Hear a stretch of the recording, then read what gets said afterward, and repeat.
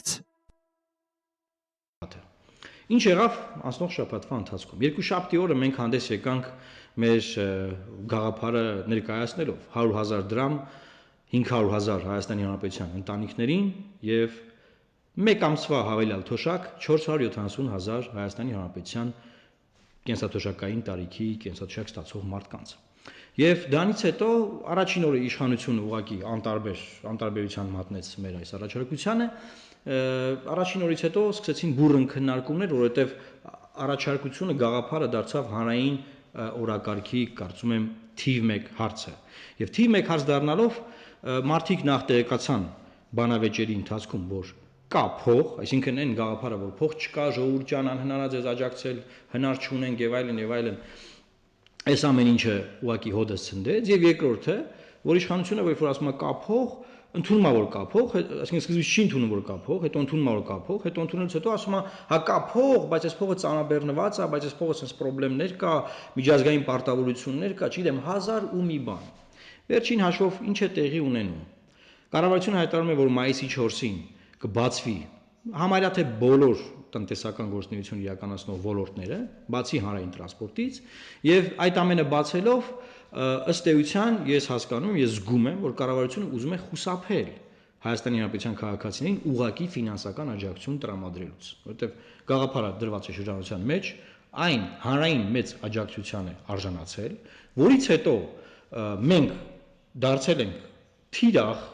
հարյուրավոր տարբեր ձևերով ֆեյքերով, չգիտեմ ինչերով, տարբեր ձևերով հարվածի տակ գցելով եւ հետո նաեւ կեղծ օրակարգեր են այս շաբաթվա ընթացքում առաջ քաշվել, որպեսզի բոլորը շեղվենք այս կարևոր օրակարգից եւ մոռանանք, թե ինչի մասին էինք մենք խոսում եւ ինչ էինք մենք պահանջում։ Այսինքն մենք պահանջում էինք, որ ունենք փող եւ այդ փողից պահանջում էինք, որ աջակցել Հայաստանի Հանրապետության քաղաքացիներին, ովքեր ծանր վիճակում են գտնվում,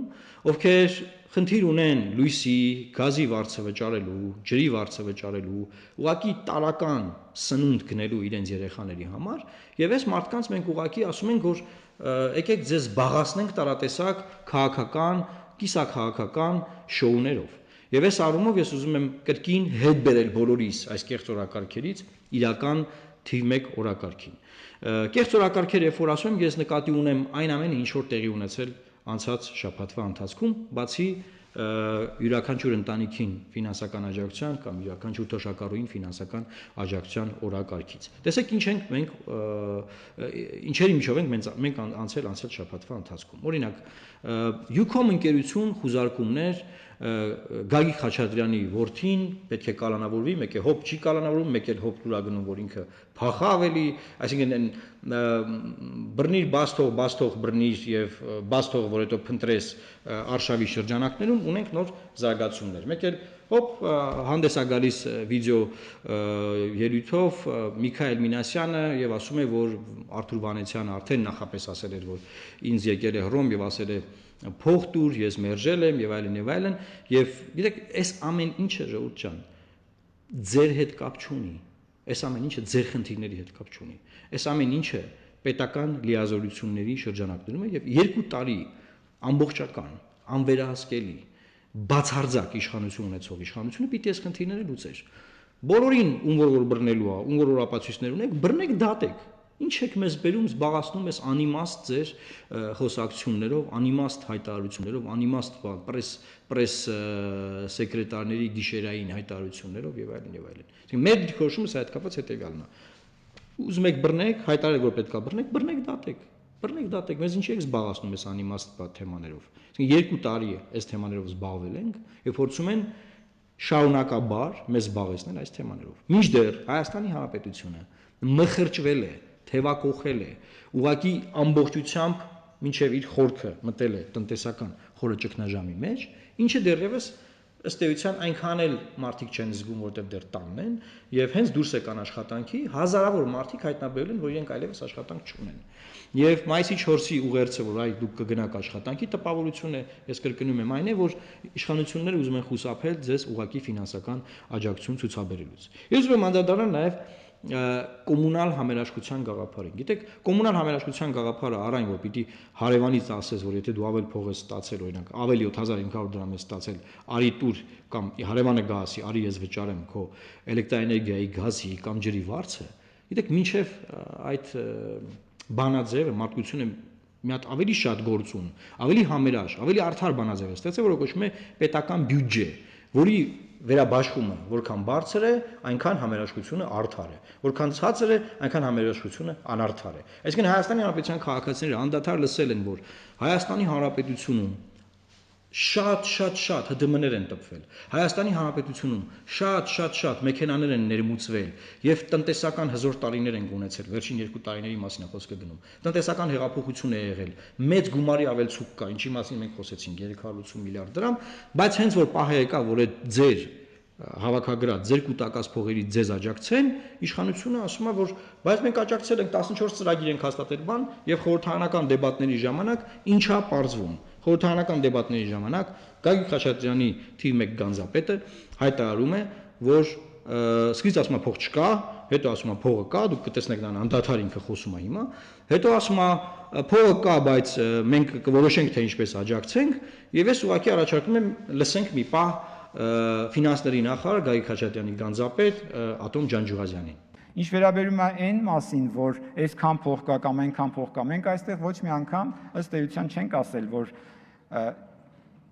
կա օժանդակության անհրաժեշտություն եւ չկա դրա համար միջոցներ։ Մենք այդպիսի բան չենք ասել։ Ուրեմն լսեցինք մենք պարոն Ջանջուղազյանին, այսինքն երկար խոշտանգումներից հետո նա ասեց, որ փող կա, սիրելի հայրենակիցներ, փողը մեր նշած տեղում դրված է, դա մեր ժողովրդի փողն է, մեր ժողովրդի ակտիվության արդյունք է եւ մեր ժողովուրդը դա կուտակել է եւ հիմա պահն է, որ մեր ժողովրդին այդ փողով մենք աջակցենք։ Հիմա գամ մեթոդին։ Ինչ են իրենք ասում։ Առաջին ասում են, որ մեթոդը ըստ էության սխալ մեթոդ է, ինչպես կարելի է փող տալ մարդկանց, մինչդեռ որ ամբողջ աշխարհի առաջադեմ երկրներն են դա անում, ինչպես կարելի է մարդկանց փող տալ, չէ՞ մեկը գրում ասում է,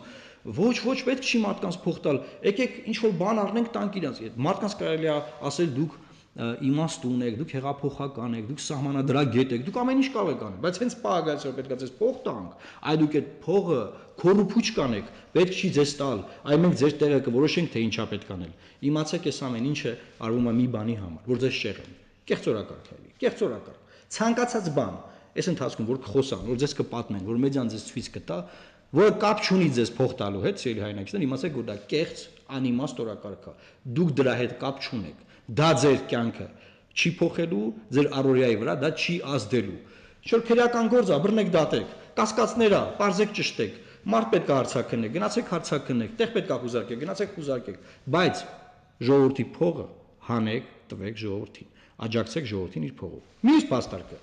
ինչպես կարելի է 500,000 ընտանիքներին տալ փող, եւ իշխանության մեր հայտնի падգամավորներից մեկը, տնտեսագետ կամ ֆինանսիստ, հանրայինի եթերում ասում է, որ գիտեք, մենք չգիտենք ով է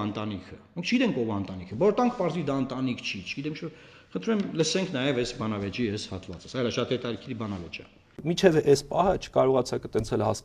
ֆիլտրել, հասկանալ, ինչպես ենք մենք ստանում։ Ամեն ընտանիք, եթե դուք չեք կարողանում ընտանիքը իդենտիֆիկացնել, դա արդեն կառավարության ընտանիք ասածը որն է, մարդիկ կան իրար հետ ապրում են, բայց նախարարությունը եւ կարողանում է իդենտիֆիկացնել, որովհետեւ ելնում է որ Աստված մի արած է զոհվածի մեկը հիմա հայրն է իր ընտանիքը, որը Ռուսաստանում է, նա կարող է որպես շահառու հանդիսանալ, թե կինն է, բավականաչափ այդպես վեճեր կա։ Այսինքն տեսնում ենք թե մենք ինչ օրենսդիրներ եւ կառավարության ինչ անդամներ ունենք, բայց ես այստեղ ուզում եմ ասել, որ ուղղակի ֆինանսական աջակցության այլընտրանքը դա պետական բյուրոկրատիան է, երբ որ պետությունը որոշում է մի բան անել, հազարավոր մարդիկ կառավարության աշխատակազմերում սկսում են այդ գաղափարը իբր թե գեներացնել,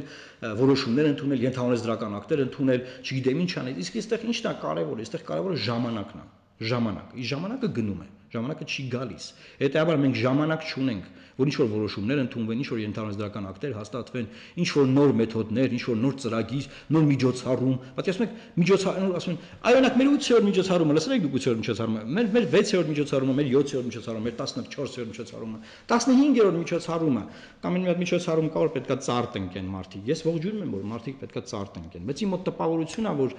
կառավարությունում մտածել են, որ դե պետքա փող տանք մարդկանց, բայց ինչ անենք, որ այս մարդկանց առանց գործ անել փող չտանք։ Պետք է մարդիկ ինչ որ բան անեն, որ փող տանք,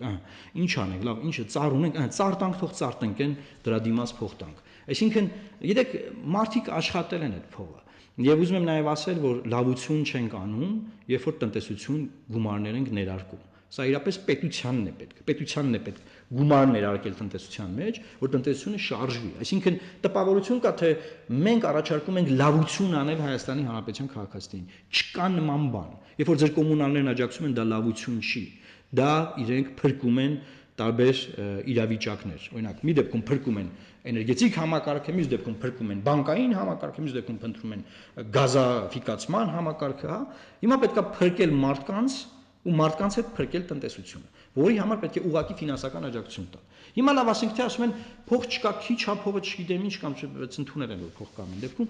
ուզում ասել հետեւյալը, Ժորժ ջան, լավ 100,000 չեք ուզում տալ, ասում եք 26,000 տվել եք արդեն մի երեխայի համար, հա, կամ որ հղիա եք այդ ընտանիքում փող եք տվել։ Լավ ունեք այդ տվյալը, հանեք գոնե, հանեք մնացածին տվեք, բացառման մեթոդով գնացեք, 100,000 չունեք 60 տվեք, ինչքան կտակ,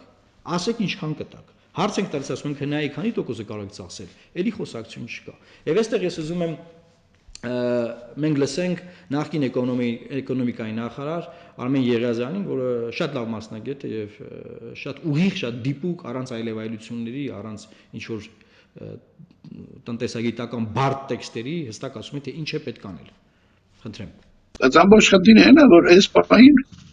հնարավոր չի որոշել ով կարիքավոր է, ով կարիքավոր չի։ Նո ցանկացած տենց սպասարկման ոլորտի մարդ, բանվոր գործարանի, որը չի աշխատում, մարդը այն ժամանակ եկամուտ ունեցել է, հիմա չունի, ո՞նց եք որոշելու։ Գնահատում եք, որ քիչ գումար է հատկացրել կառավարությունը, այդ 150 միլիարդ դրամը քիչ է։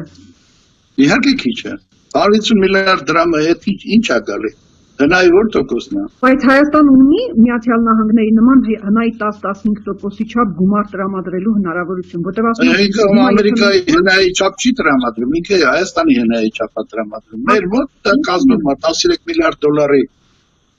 12%-ը ինչքան առնում հաշվի։ Դա դրանց 1.5 միլիարդ դոլարի կողմ է։ Այդ փողը պետք է բանանի։ Գտնի ինչ որ ձևով։ Այդ փողը բարեգործություն չի, որ իրանք անում են։ Այդ փողը բացարձակ անհրաժեշտ է տնտեսության աշխուժացման համար, որովհետև եթե մարդ փող չունի, չի կարող ապրանք առնի, մեկը չի կարող ծախի, հասկանում եք, sense շղթա է բերում։ Դրա համար ում տալ էական չի։ Տեսնեն, որ չի աշխատում, մարդիկ կդժգոհ են մի բան տան։ Արդեն հայտարարել են, Դասալա պետք է մարդկանց որ մեր երկու բան հասկանում են, երբ որ ինքը չես հասկանում, մնա ուրիշին լս։ Մենք լսեցինք նախկին էկոնոմիկայի նախարարին, որը նույնպես ըստ էության այն նույն գաղափարն է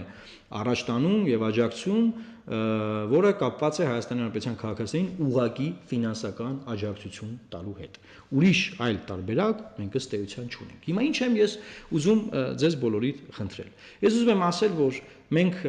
պետք է անենք հետեւյալը։ Մենք որպես Հայաստանի Հանրապետության քաղաքացիներ պետք է համախմբվենք այս գաղափարի շուրջ, որպեսզի պետությունը մեր հավաքած, մեր տնտեսական ակտիվության արդյունքում ձևավորած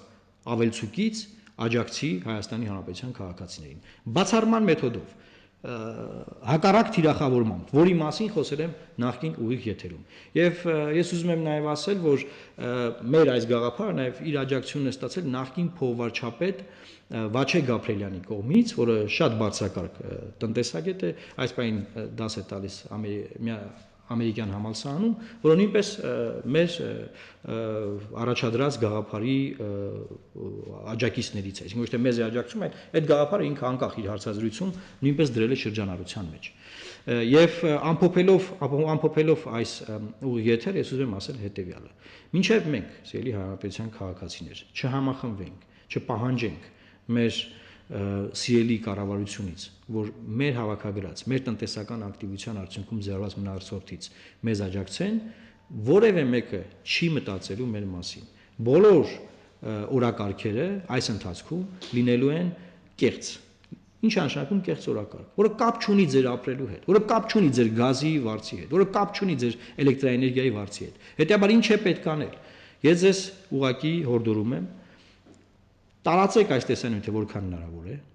տեսանյութի տակ գրեք, որ աջակցում եք գաղափարին եւ տարածելիս ելի գրեք, որ աջակցում եք գաղափարին։ Հայաստանի Հանրապետությունում այս պահին կա մեկ օրակարգ եւ այդ մեկ օրակարգը Հայաստանի Հանրապետության քաղաքացիներին իրենց կൂട്ടակած գումարներով աջակցելու օրակարգն է։ Ուրիշ օրակարգ գոյություն չունի։ Այս օրակարգն է, որ մարդկանց չի թողնելու սոված, մթին նստած կամ առանց գազի կամ առանց բազային տարական կարիքները հոգալու։ Շնորհակալություն եւ ինչպես արդեն ասացի, խնդրում եմ